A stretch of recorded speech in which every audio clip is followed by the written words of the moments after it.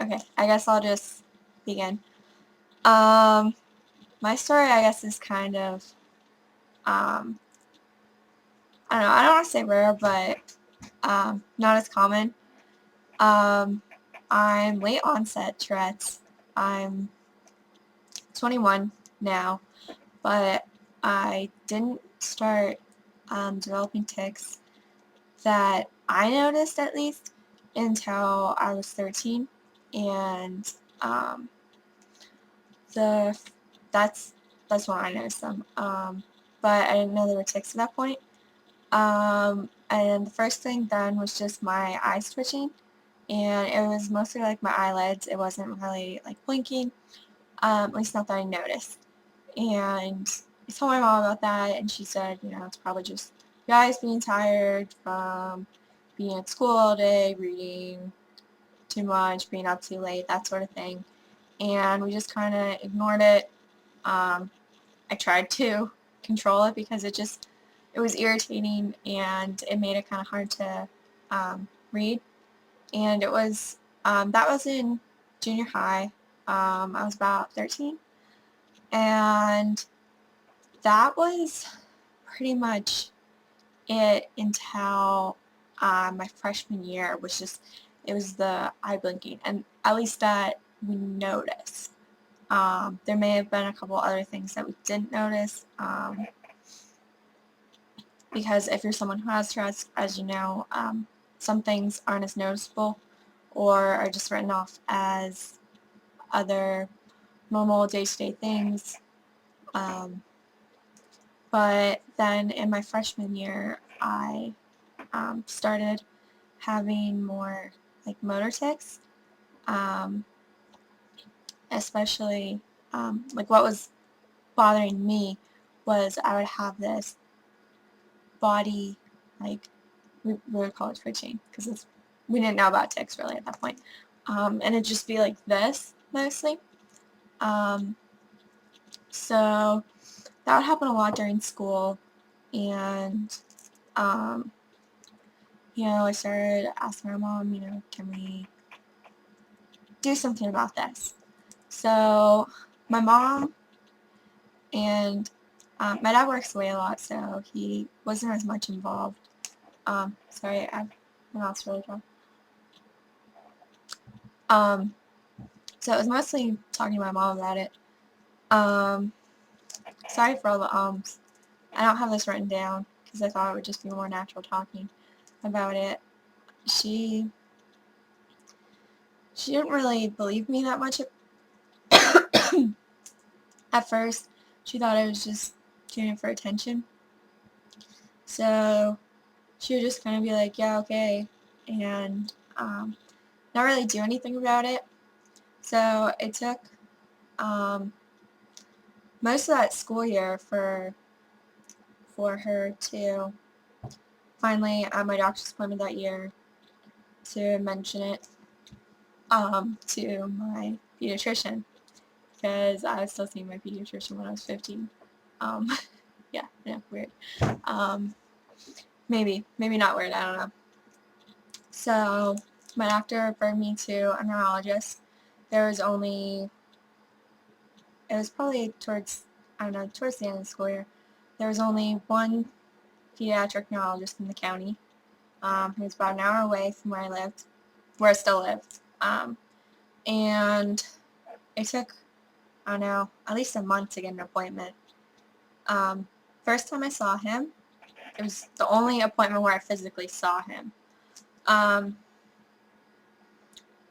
Within the first minute of seeing me, he said I was not a typical Terry Tourette's. Now that phrase is just, it's just a name he attached, alliterative. It means nothing. And now I have Tourette's. So that goes to show you exactly how relevant he is to me. He never saw me sick at all within the 20 minutes that I spent with him. Now, I waited for 2 hours at this point to see him. I had a lot of testing done that summer. I think it was before I saw him. Might have been yeah, I think it was before I saw him. I had a sleep-awake EEG, but it didn't really show anything. That's when you have to stay awake not for, sorry, 24 hours, and then they attach electrodes to your head, and you do testing while you're awake, and then once you fall asleep, they do testing. Though I'm not sure exactly what they do while you're asleep, or if it's just monitoring you while you're asleep. And he was pretty sure I had epilepsy, and that I was having myoclonic seizures, or myoclonic jerks, which I wasn't, obviously. And after that appointment, he scheduled for a lot more different tests over the summer, and a bunch of different things, and including I had an ambulatory EEG after that appointment. It was a couple weeks later, and that's a 24-hour EEG. I had a heart monitor and 48 electrodes glued to my head for 24 hours. Yeah, that's fun. No. I also had an MRI, because when they rolled out epilepsy, they thought it could be a mass in my brain. So I had an MRI of my head done. They thought it could be a blood disorder, so I had a lot of blood work done. I'm just trying to look down so that you don't have a glare on my glasses because it's bothering me. They thought it could be any number of allergies to like different things in food. So I, for 2 months, but we only did it for 1 month because it wasn't making a difference. I couldn't have MSG, artificial coloring, artificial sweeteners, caffeine. I feel like there was one other thing. I don't remember what the other thing was. Yeah, so like really limited diet. Like think about cereal, artificial coloring everywhere, except for like Cheerios and like Rice Chex and stuff like that. So there was like that kind of stuff. And he ended up calling my mom partway through the summer and, giving her results and that. And basically what he said was, that he wanted to keep monitoring me, but that I needed more exercise. That was his official diagnosis. So we discontinued seeing him, and my parents basically, especially my mom, kind of wrote it off as me being dramatic. So that was really frustrating and discouraging for me. And from that point on, I pretty much gave up on seeing doctors about it. I still knew there was a problem. I obviously knew I wasn't faking. So I would cry about it a lot. I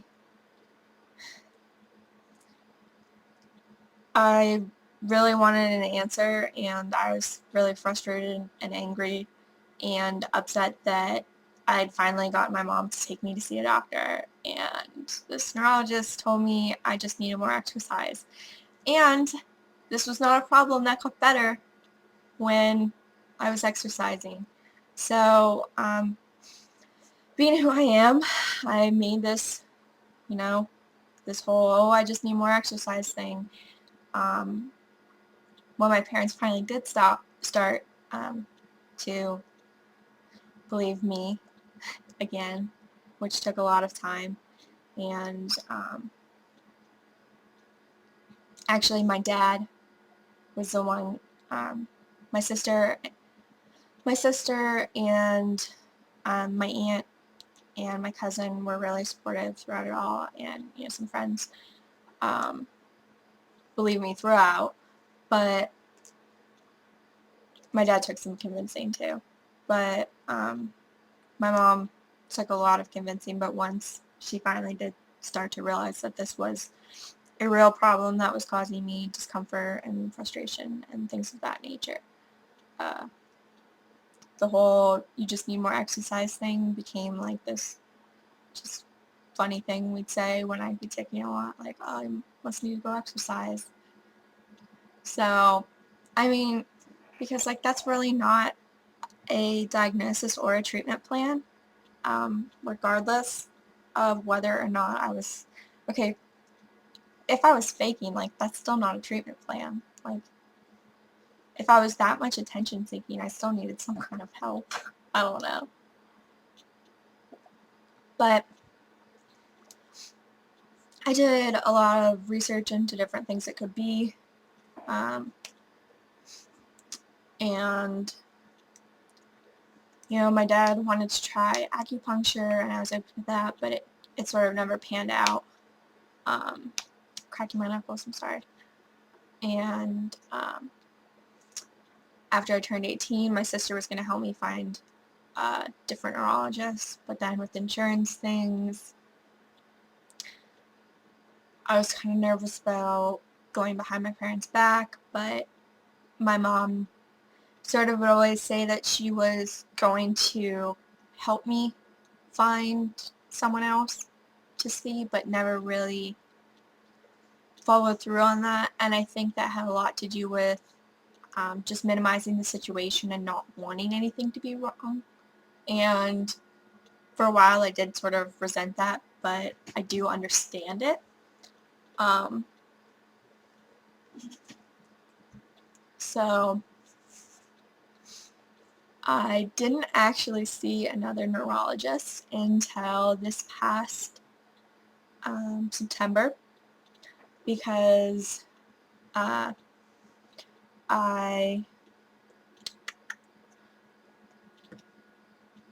go to school across the state from where I live, because I live in Northeast PA and I go to school in Western PA. So I started looking for neurologists over the summer because I live out in Clarion. I go to school, and now that I have a car and my license and everything, I decided I was going to see a new neurologist. I was finally ready to see someone and get an official diagnosis. Now, for the past, I don't know, since the end of high school, I've been pretty certain that I have Tourette's. I've pretty much known. The diagnosis just wasn't official. I've known that I had a tic disorder. It wasn't official as Tourette's. But I decided I was ready to see another neurologist. But it took a long time because I was very frustrated with the last neurologist I saw, and that led me to just sort of an avoidance of doctors in general for a long time. But I started going to the University of Pittsburgh Medical Center, Department of Neurology, and I've seen a couple different neurologists there just because of different appointment conflicts and things. But I'm in the movement clinic there, and in September they diagnosed me as tic disorder not otherwise specified. It's nice to be unspecified. No, I'm joking. But they agreed that my other neurologist was sort of writing me off, and probably it was because he was the only neurologist he was the only pediatric neurologist in my county, and he had a lot of patients. Not patients as in time, but patients as in young people he saw. That was a funny thing. But he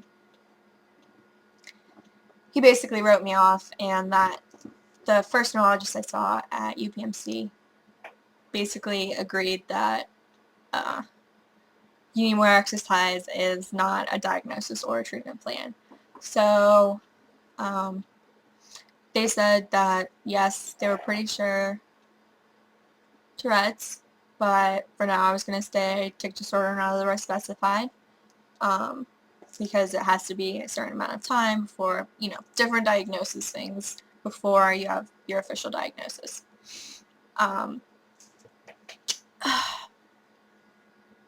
So I started on medication because different things with complications from my Tourette's. And I've been seeing them about every 2 months. Sometimes a little bit further in between just because of breaks in school, because when I'm at school, Pittsburgh's only about an hour and a half or 2 hours away, but when I'm at home, it's 6 hours away. So unless there's a problem, I just see them when I'm at school, because it's only a month difference between appointments, like in the summer, so than it would be between my normal appointment break. And I've had a lot of success with medication, and they've been really great about seeing me and communication, asking questions, and helping me figure things out in general. And then, not my last appointment, but the appointment before that, it was actually Valentine's Day. I got my official Tourette's diagnosis. So as of February 14th, 2013, I'm officially Tourette's. Well, I'm not Tourette's, but I officially have Tourette's syndrome. But I've had Tourette's since I was 13, which is a pretty late onset, but it's not uncommon.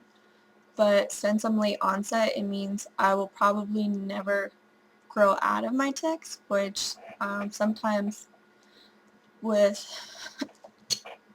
Tourette's developing, normally, like, the normal onset is like between like 4 and 8 or something along those lines, like early in childhood. People do tend to grow out of their tics, but it's unlikely that I ever will, which happens. It does happen even with people who develop Tourette's normally. So that's my story, my whole Tourette story so far. I have other video ideas for Tourette's related things, and I think part of the reason why I wanted to make this video and other videos that are Tourette's related is because I start losing my voice when my throat gets really dry. That's not the reason why, though. It is because, especially when my parents didn't believe that I really had a problem, and that I was just doing things for attention, there wasn't really a place for me to talk about Tourette's a lot. And during the time when I didn't have a diagnosis, like, you need more exercise is certainly a funny thing to laugh about, and that, but there's only so much you can say about I'm frustrated because no one can help me, and now there's this whole other outlet for it because I I have a diagnosis, and my family is supportive, and I have actual treatment, which is nice, and I don't know, long sought after. So that's about it. I know this is rather long, but it's been, let's see, 13, 14, 15. It's been 7 years since the start, and 5 years that I've been seeking a diagnosis, and it's taken that long. It's taken that long to get here.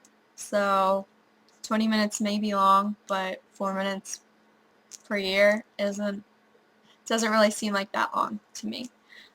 So hopefully this is at least somewhat interesting, and I do hope to make a couple other videos. So see you soon.